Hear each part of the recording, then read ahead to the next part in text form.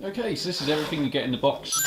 You get literally, obviously, the Dream PSU, and then you also get the power cable with, obviously, you do have the worldwide connectors. I can't get the darn thing out, but yes, all in here, and you just slot it in. Anyway, this is the main bit we want to be looking at today, the bit we're actually going to be installing into the Dreamcast.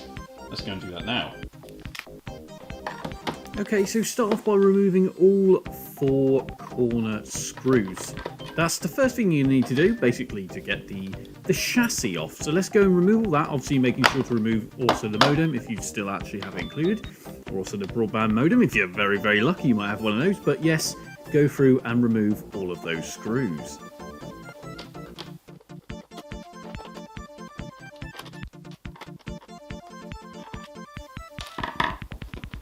Okay, so once you've done that, flip it over and gently, and I mean gently, do take off the chassis, and then you'll be able to see the GDMU power supply, etc. This is the GDMU bit here, or this is the power bit I should say.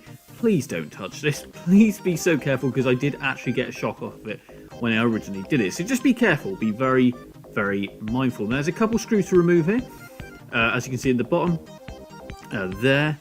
And then there's also another one up the top just behind that grey cable. So what we'll do is we'll go and remove those now.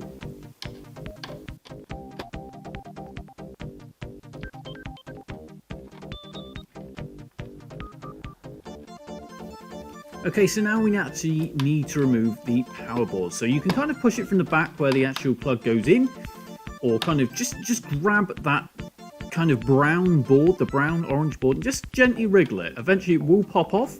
Once it does, it'll feel like it was kind of soldered down or something. Trust me, it wasn't. Just give it a bit of a tug and then it will come loose.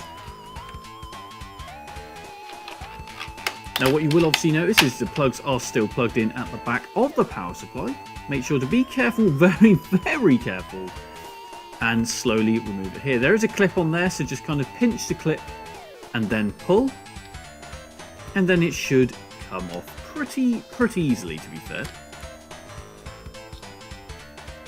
Okay, so here's our Dream PSU. As you can see, there's the pins right there. It's pretty self-explanatory. So what you do is literally go and mount it so that those pins pop through the white socket. And what you will also notice on the left-hand side, where my finger is on the left-hand side, there is also a screw hole. So once you have popped it in, like I said, be careful because those pins do pop up through the connector. I didn't realise this until I'd actually done it. But yes, on the left-hand side there is a screw point.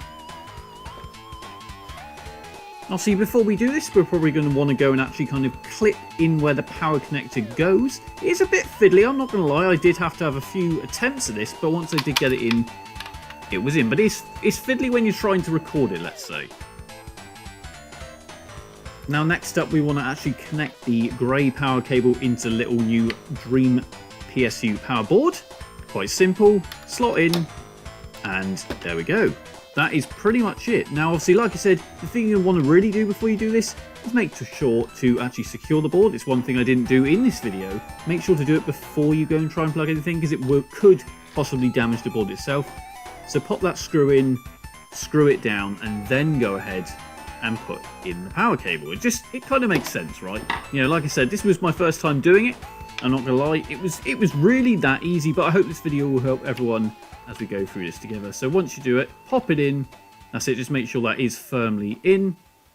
Then what I did also do, with the extra screw that, you know, kind of isn't used anymore, is I also just popped this, or screwed it back into its original position, kind of just in case I end up going in, putting the old power supply board back in. I may do, who knows? But yes, that's it, all in there, ready to go. So let's give it a bit of a try, shall we? Let's do that.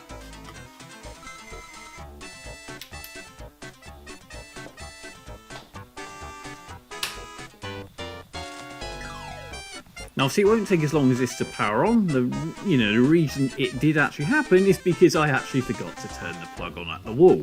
Make sure to do that. Once you do it, it's going to run. Actually, it's not going to be much quieter, or really quieter at all. But it is going to be cleaner power and should prolong the life of the Dreamcast. I'd recommend doing this to any of your Dreamcasts. I'll put a description in the description box below where you can grab your own for around £35, which, to be fair, isn't too bad. But this is it, all in operation, and a nice little modernisation. One thing that I recommend you guys go out and do.